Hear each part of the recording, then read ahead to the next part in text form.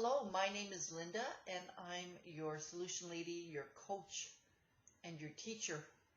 Today we're going to be talking about interviews.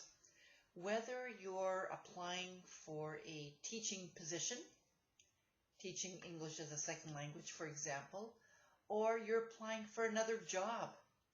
Perhaps you're a student learning English and now you feel more confident in speaking English, and so you start applying for jobs. You will go through an interview, and basically an interview is a meeting with a potential employer so that they get to know you. Usually a meeting is after you've submitted your resume. The employer looks at your resume, you've submitted an application. The employer looks at your application and goes, yeah, I think we're going to meet this person. Let's call them for an interview. And so you'll be meeting with an employer so that they know you better. They'll ask you questions in relationship to your experience, in relationship to your education, to your background, so that they can determine whether or not you are a good candidate for the position you've applied for. So I always suggest, if you're sending resumes out, keep your job postings. For example, let's say you apply for a position at Leek Shuo, or that you apply for a position at any school or in any job. Usually you apply by responding to a job ad, a poster of some sort.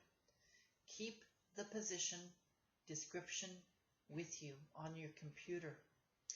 And then when it's time to review and prepare for the interview, you can then go back to the job posting, read the job posting, and review what their requirements are.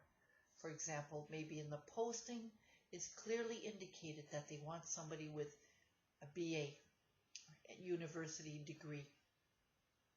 Perhaps it's also clearly indicated that they want someone with teaching experience. Perhaps they specify they would like someone that has taught English as a second language before, for example, that you've taught adults, for example.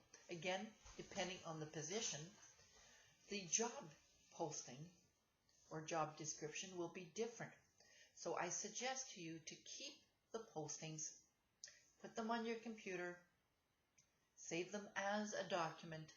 You can copy them, copy and paste, and put it on a Word file, for example, and save it on your computer so that you can prepare adequately for the interview, because you can bet that they will ask you questions about your education, about your work experience, and so on. So that's a tip that I'm offering you today.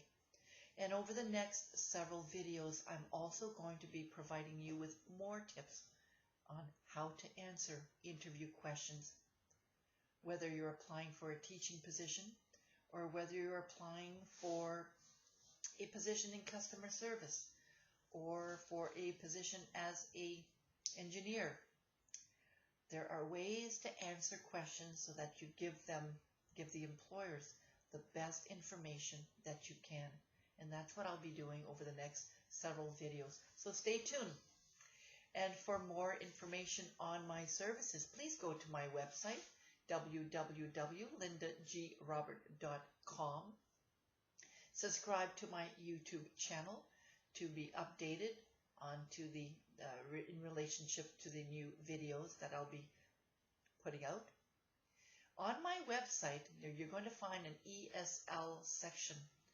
That section is there for an individual who is needing some assistance, preparing for interviews, a student of English who might want a little bit more tutoring on how to prepare for an interview and how to finalize the resume. You'll find information there. There's a fee for that service. I think it's fairly reasonable fee, but you'll find that on my website at www.lindagrobert.com. So that's it for today. Stay tuned for the next video coming out in another few days. See you soon. Bye-bye now.